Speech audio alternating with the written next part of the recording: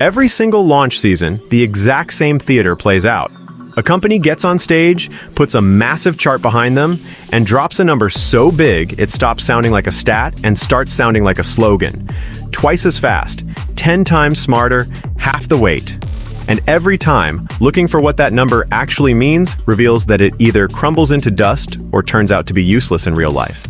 This isn't about one company being dishonest. It's an entire industry that turned fact-stretching into an art form, living right on the line where a technical truth creates a false impression. Once you learn the playbook, you can't unsee it. First is the ceiling claim. Up to double the speed, as much as 12 hours of battery. Up to isn't a promise. It's an escape hatch. Mathematically, up to 40% faster covers any result between 40 and 0.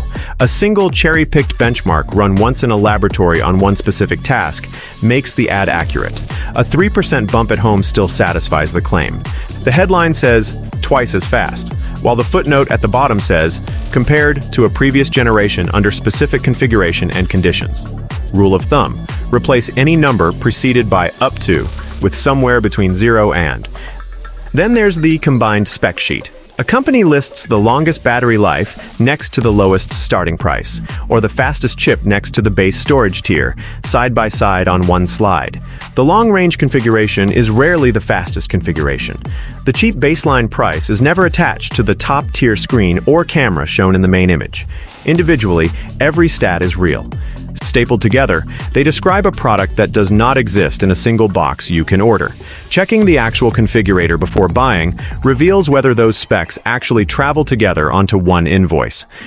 When a company can't win a spec comparison directly, they invent proprietary language. Memory gets rebranded as an exclusive term. A basic display refresh rate gets a trademarked marketing name that sounds like a hardware breakthrough. The goal is friction. As long as a product's specs cannot be searched next to a competitor's for an apples-to-apples comparison, buyers rely on the brand's framing instead. Batteries, coatings, camera sensors, and headphone fabrics all get private vocabularies to build this moat. Generating a multifold increase relies on comparing a new product to an outdated one. 8 times faster means measurement occurred against a model from 5 years ago, not last year's version, which is what upgrade-minded customers actually decide against. Nobody chooses between this year's flagship and one from 5 generations back. Multi-year comparisons are true, but completely irrelevant to the actual purchasing decision. Keynote slides frequently claim faster performance and better battery life simultaneously, treating efficiency gains as a double benefit. If engineering achieves a 20% efficiency improvement, that gain goes toward either higher performance at the same power draw or the same performance at lower power draw. It almost never applies fully to both at once. Those percentages represent trade-offs on a menu, not additions on a bill. Material claims borrow prestige from unrelated industries. Aerospace-grade aluminum, surgical-grade steel, and military-tested durability imply rare, highly specialized construction. In reality, those alloys are used in aerospace and surgery because they are strong, cheap, and easy to mass produce. They are used in office chairs, kitchen sinks, cutlery, and shipping containers just as frequently. Measurements routinely focus on the extreme rather than the typical. Device thickness gets measured at the thinnest edge, ignoring the camera bump that dictates how it fits in a pocket. Screen brightness gets measured at a peak burst the panel holds for seconds in lab conditions, not sustained outdoor brightness. Zoom gets marketed as a maximum digital multiplier, regardless of whether the output image degrades into noise. Manufacturers lead with the flashier lab metric over the practical baseline. Finally, repricing frequently gets framed as a feature upgrade. A brand announces doubled base storage, but the old entry-level price point quiet disappears.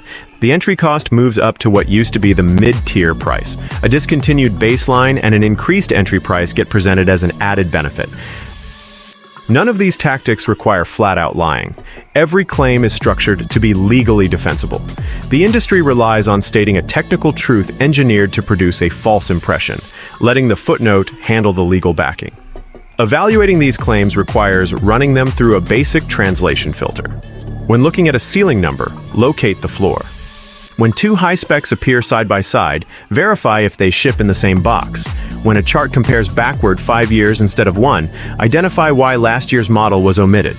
Strip away the presentation theater, and what remains is usually a standard product evaluated on actual performance.